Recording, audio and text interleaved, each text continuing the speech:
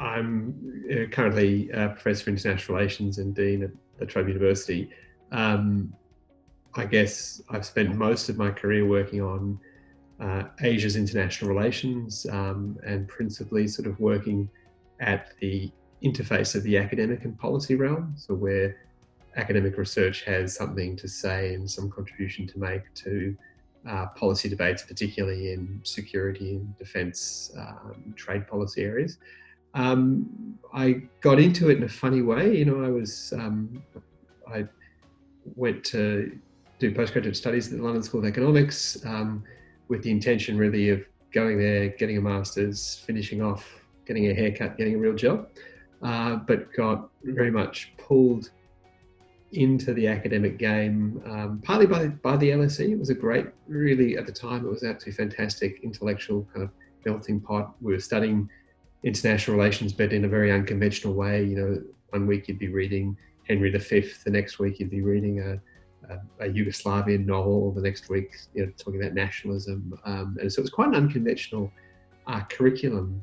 But it was also, because of the LSE, it was right in the centre of London, very plugged into government and the diplomatic corps and institutions and the like, and it was just a fascinating environment to be in, and really found a different avenue, something I'd never imagined. I never thought I'd be an academic. My father, to this day, who spent his life in the private sector, scratches his head as to how how this ended up.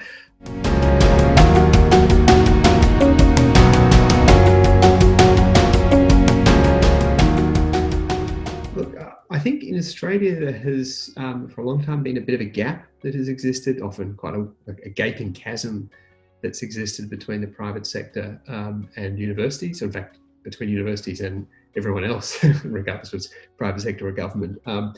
The gap is narrowing, but it's still quite considerable. And I think I really jumped at the opportunity to talk to a corporate audience or a government audience, but essentially a non-traditional academic audience, because first, because I think we've got a lot to say that's interesting and insightful for their corporate lives, but also because I think when I present work that I'm doing or ideas I'm grappling with to a corporate audience, they'll often see and hear it in ways that I hadn't thought about, and the kind of questions you get from those audiences are very different from the ones you get from my students or from other academics. And I really, really relish that.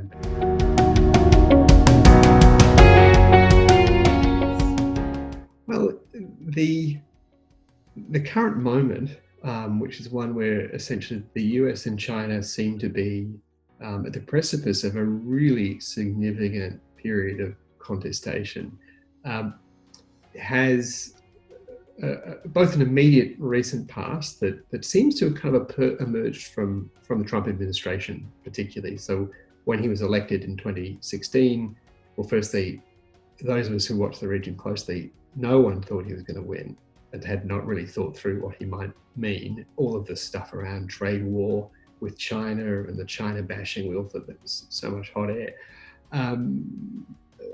So then when he came into office, we thought, what's going to happen? And again, the sort of more optimistic thought, well, he'll come to realize that he can't do those sorts of things. And yet what we've seen over the first 3.5 years of his time in office has been, actually, he's done a trade war. He's pretty reckless and careless about a whole range of things.